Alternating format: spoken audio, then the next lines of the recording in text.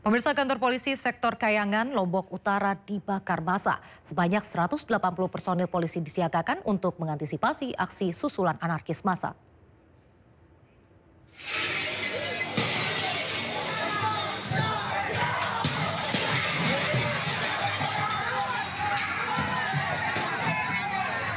Sejumlah warga desa Sesaid, Kayangan, Lombok Utara merusak dan membakar kantor polisi sektor Kayangan. Massa memecahkan kaca gedung polsek dengan menggunakan batu. Selain itu, massa juga membakar barang yang ada di kantor polsek Kayangan. Amukan massa membuat anggota polsek tak bisa berbuat apa-apa karena kalah jumlah.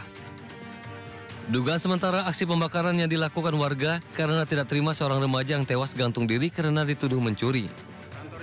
Setelah merusak dan membakar kantor polsek Kayangan, massa membubarkan diri dan situasi berangsur kondusif. Adanya terlapor pencurian yang ditangani oleh Polsek Lombok Utara namun tidak dilaksanakan penahanan. Kemudian yang terlapor tersebut gantung diri di kediamannya atau di rumahnya. Mungkin karena adanya salah informasi atau informasi yang salah dari masyarakat, sehingga terjadi spontanitas masyarakat melakukan aksi ke Polsek Kayangan. Usai penyerangan, sebanyak 180 personel polisi disiagakan untuk mengantisipasi aksi susulan anarkis massa. Dari Lombok Utara, NTB, Hari Kasidi, Ainis melaporkan. Jenazah ketiga anggota polisi yang gugur saat menggerebek lokasi judi sabung ayam sudah dimakamkan. Polri memberikan kenaikan pangkat kepada ketiganya.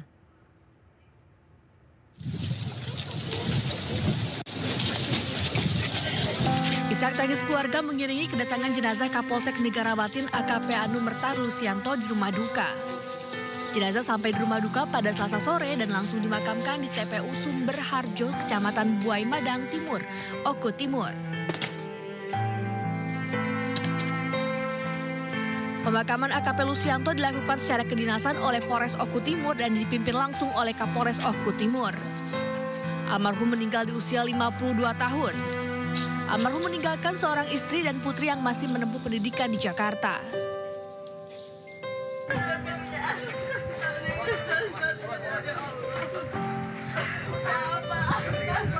Sementara itu, keluarga Bribtu Anumerta Galit tidak kuasa menahan tangis saat jenazah keluarga mereka tiba di rumah duka di Tanjung Senang, Bandar Lampung.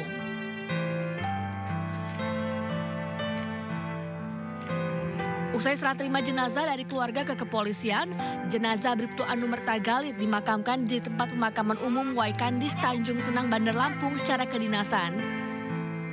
Pihak keluarga yang mengantarkan almarhum ke tempat peristirahatan terakhirnya tidak kuasa menahan tangis. Mereka merasa kehilangan sosok ceria dan penyayang seperti Muhammad Galit.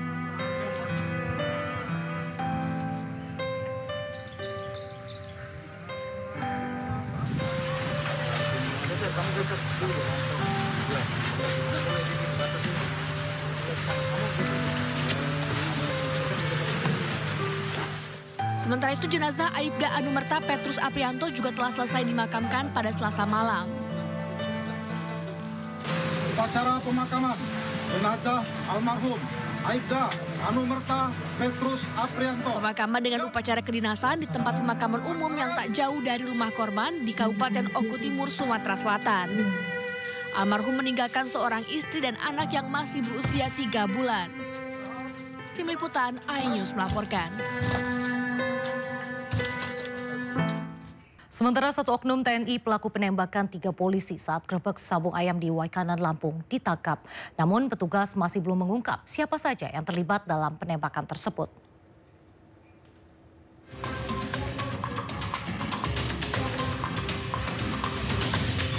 Beberapa saat usai kejadian, seorang oknum TNI yang merupakan pelaku penembak 3 polisi saat melakukan gerebek sabung ayam di Waikanan, Lampung diamankan. Pelaku kini ditahan di Denpom Lampung untuk penyelidikan lebih lanjut. Meski demikian, petugas masih belum mengungkap siapa saja yang terlibat dalam aksi penembakan tersebut. Proses penahanan pelaku berjalan dramatis. Pasalnya, pelaku harus berpisah dengan keluarga, istri, dan anak-anaknya yang masih kecil, bahkan masih bayi. Terlihat pelaku memeluk dan mencium bayinya sebelum akhirnya dibawa petugas. Sebelumnya, beredar video pelaku yang sedang memamerkan senjata api miliknya sambil sesekali menembakkan senjata tersebut ke arah semak-semak. Sementara itu, Polda Lampung membentuk tim gabungan bersama Korem 043 Garuda Hitam dan Denpom Angkatan Darat untuk mengungkap kasus penembakan yang menewaskan Kapolsek Negari Batin dan 2 anggotanya saat melakukan pembubaran judi sabung ayam. Tim investigasi ini akan menelusuri motif dan para pelaku yang terlibat dalam kejadian tersebut. Tim Liputan iNews melaporkan. Kapolda Lampung dan Danrem 043 Garuda Hitam meninjau lokasi judi sabung ayam yang menjadi tempat kejadian penembakan di Waikanan, Lampung. Keduanya menegaskan penyelidikan akan terus dilakukan secara bersama dan transparan hingga kasus terungkap.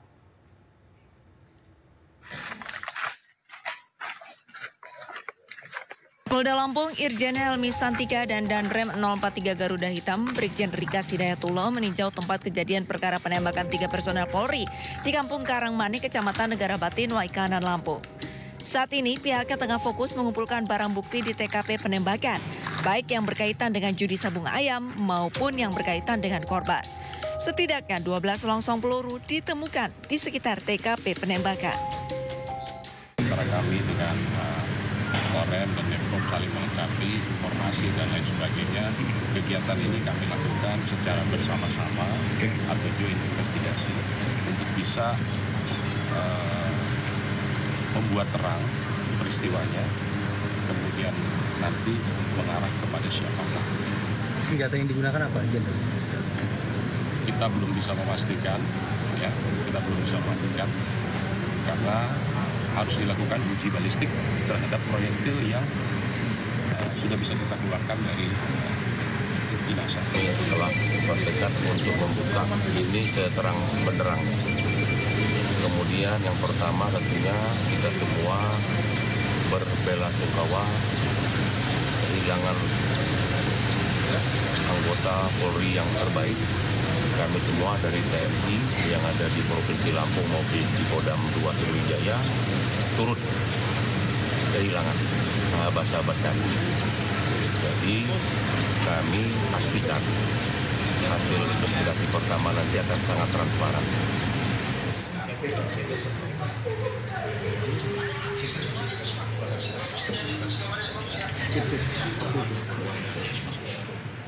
Usai meninjau TKP, Kapolda Lampung dan Komandan Korem 043 Garuda Hitam menemui keluarga polisi yang menjadi korban penembakan. Pertemuan yang dilakukan di Rumah Sakit Bayangkara Lampung ini pun diwarnai isak tangis keluarga korban.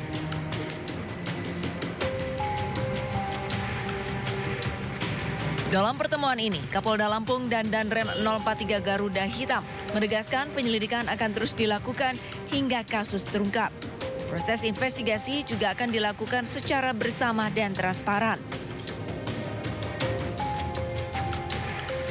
Dari Bandar Lampung, Andres Afandi, iNews melaporkan. Hukuman berat menanti oknum anggota TNI yang menembak 3 polisi hingga tewas saat menggerebek judi sabung ayam. Selain hukuman berat, Menko Polkam Budi Gunawan juga meminta proses hukum terhadap pelaku berjalan transparan. Yang dilakukan oleh oknum tersebut ini sangat tidak dapat dibenarkan karena sudah melakukan tingkatan kejahatan yang sangat fatal gitu. Ini sangat tidak baik dan sangat mengganggu, ada potensi mengganggu soliditas ke depan karena perbuatan ini sangat tercela. Melakukan penembakan dengan peluru tajam mengakibatkan meninggalnya 3 prajurit Polri dari Polsek Polres di Waikanan tersebut. Yang kedua, oknum tersebut melindungi kejahatan, bahkan memiliki arena sabung ayam. Kita tahu yang dilarang secara pidana di negara kita. Yang ketiga, bisa mengganggu soliditas TNI Polri. Nah, oleh karenanya, kita sudah sampai kepada Panglima, Kapolri harus dilakukan tindakan yang tegas. Proses hukum, berikan hukuman yang terberat. Yang terberat tanpa pilih kasih dan melakukan secara transparan. Ini proses sudah berlangsung, sudah ditangani oleh TNI. Kita ikuti nanti perkembangan seperti apa. Kemudian yang kedua, saya pastikan bahwa untuk soliditas TNI Polri sampai dengan saat ini masih terjaga.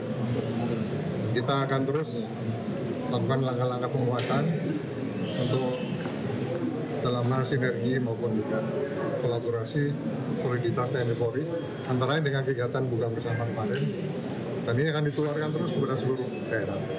Makanya kejadian-kejadian seperti ini tidak boleh ditoleransi lagi, harus tindak tegas, karena oknum-oknumnya ini bisa mengakibatkan hal-hal yang mengganggu soliditas dan program pemerintah ke depan. Ini beberapa hal yang bisa saya sampaikan. Pak Menko, untuk mengantisipasi misalnya ada aksi balasan begitu ya antar instansi, apakah kemudian ada himbauan juga supaya baik itu dari TNI atau Polri ini bersikap tenang menyikapi proses hukum yang sedang sudah ada arahan itu sudah. Hari ini Panglima Kapolri melakukan video conference kepada seluruh jajaran dalam rangka itu semua. Ex-Ketua Komisi Pemberantasan Korupsi, Firly Bahuri, kembali mengajukan pra-peradilan di Pengadilan Negeri Jakarta Selatan. Gugatan kali ini merupakan kali ketiga Firly Bahuri mengajukan pra-peradilan terkait penetapannya sebagai tersangka kasus dugaan pemerasan atau penerimaan gratifikasi. Pihak termohon dalam gugatan pra-peradilan ini adalah Kapolri Jenderal Listio Sigit Prabowo dan Kapolda Metro Jaya Irjen Karyoto. Pra-peradilan diajukan pihak Firly Bahuri karena telah bertahun-tahun menyandang status tersangka pemerasan kepada ex-Menteri Pertanian Syahrul Yassin Limpo. Sebagai pengingat, Firly Bahuri telah melakukan 3 kali gugatan pra-peradilan. Pada gugatan pra-peradilan pertama yang diajukan pada 11 Desember 2023, hakim yang mengadili perkara tersebut memutuskan menolak permohonan gugatan.